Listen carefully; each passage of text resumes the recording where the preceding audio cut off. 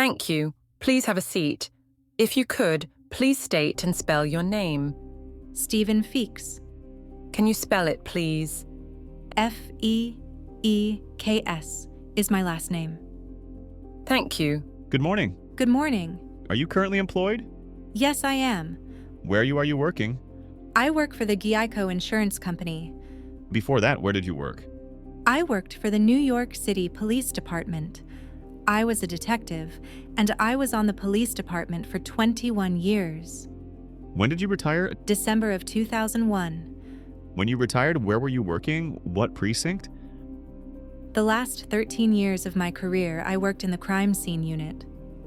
And just briefly, because we've heard from crime scene unit detectives before, what does the crime scene unit do?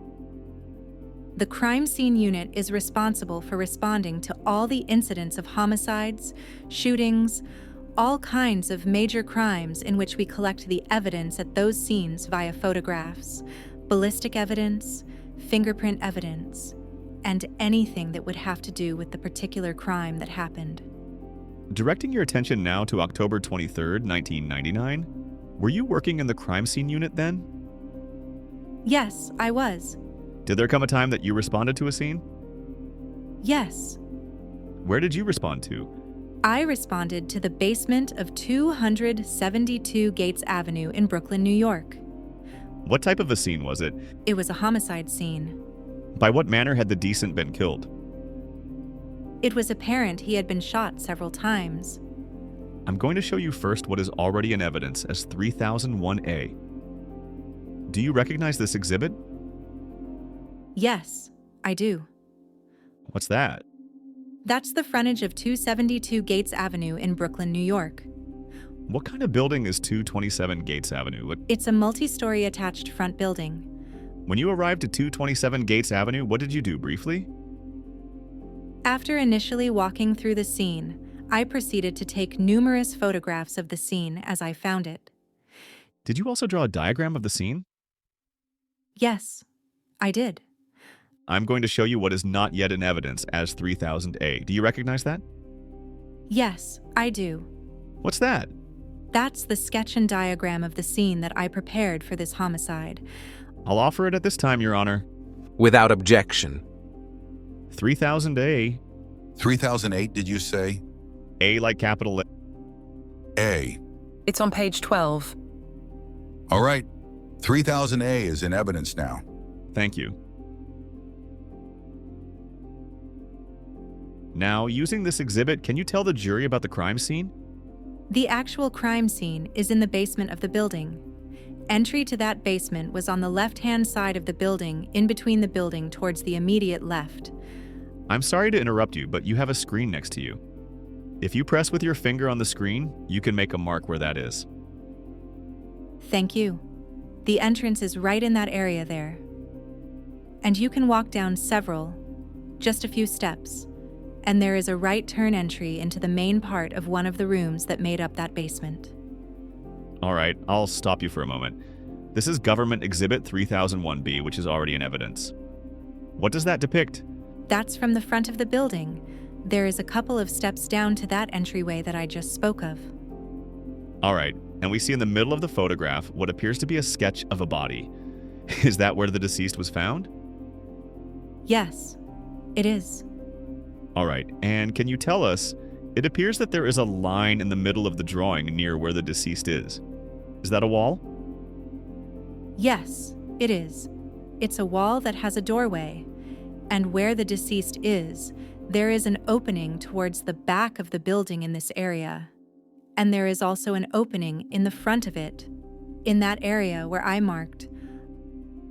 All right, I'm going to show you 3001G at this time. Can you tell us what it's? It is. I believe so. It's in evidence. All right.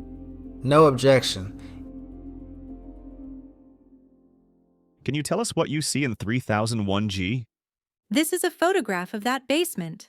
To the left side of the rooms, it's facing towards the back of the building, and the deceased is under the sheet in the left center of the photo where I just marked. And you told us that there was a wall in between the two rooms. I'm going to show you what's not yet been entered into evidence as 3001I. Do you recognize that? This photo is taken in the other room adjacent to the one room we were just looking at. It's a photograph looking toward the front of the building, toward the entryway of the building with the deceased in the foreground of the photo on the left side. All right, so it will be in evidence. Go ahead, 3001I in evidence at this time then.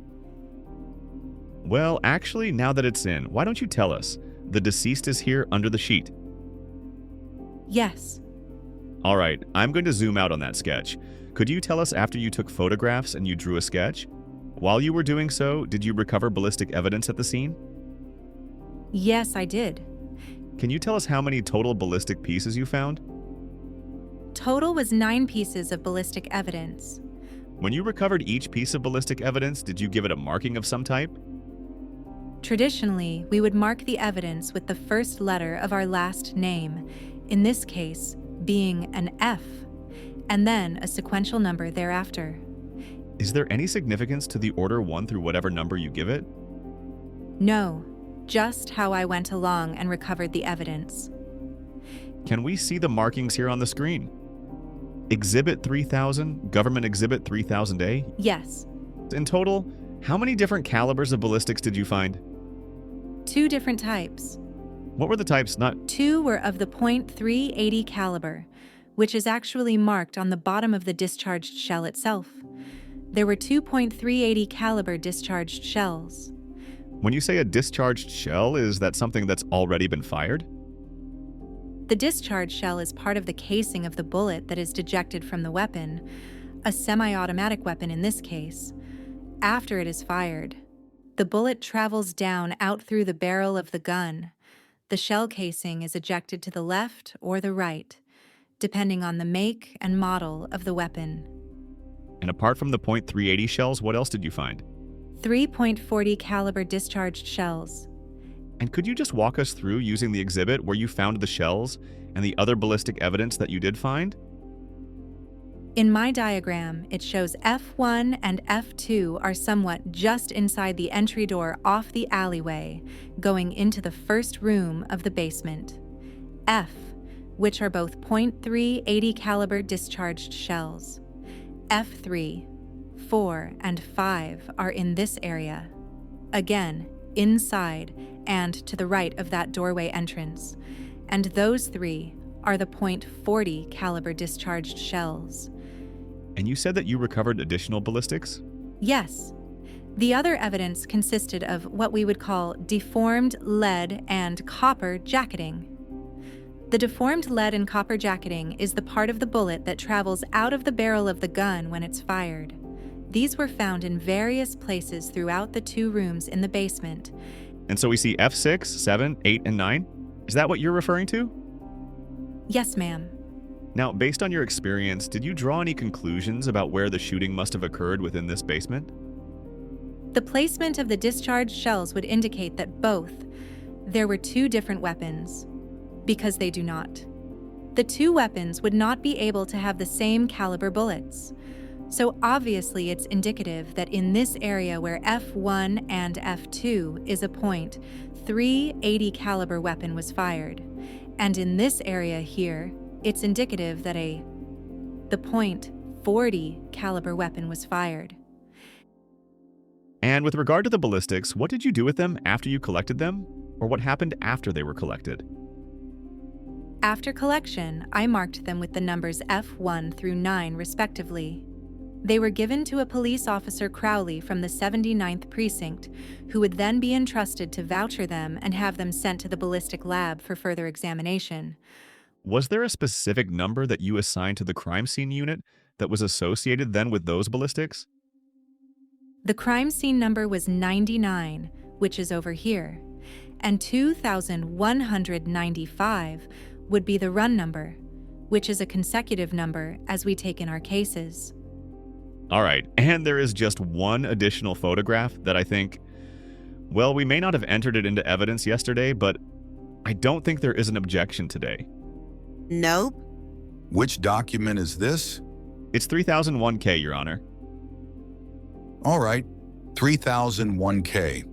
I have it in evidence yesterday. I think there was some question of whether or not it went in, but Anyway, it is in now. All right. It's no now. Just tell the jury what part of the crime scene is 3001K. This is the area of the kitchen, which is in the back, I'll say the left-hand side of that basement area. So, if we look at 3001A, that's the back left? Yeah, this area here. All right, I have no further questions. Any cross-examination? Not from us, Your Honor. I have a few questions. Good morning. My name is Robert Beecher. I represent Mr. Granton. You're working for Geico now? Yes, sir. Have you tested out that 15-minute promotional?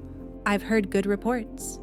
I just have a very few questions. Now, when you went to this crime scene or any other crime scene, you find that the scene has been safeguarded by uniformed officers? Yes, sir. First officers on the scene, correct? Yes. That's part of their responsibility. That's part of their responsibility. Now, if before the first officers arrived on the scene, somebody removed something from the crime scene, that would be unknown, wouldn't it? That's correct.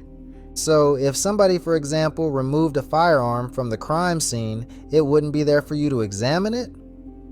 That's correct. Obviously, if it's been taken away, you don't get to see it and examine it, right? No, sir. Now, if my reading of your report is correct, there were no less than 9 shots fired. Would that be correct? Or just educate me if I'm wrong. Just looking at the ballistics. No. In my estimation, it would indicate that there were 5 shots fired, because that's the amount of discharged shells that I can count for. Oh, okay. The other ballistics evidence, the deformed lead, we'll call that a product of shots being fired. Alright.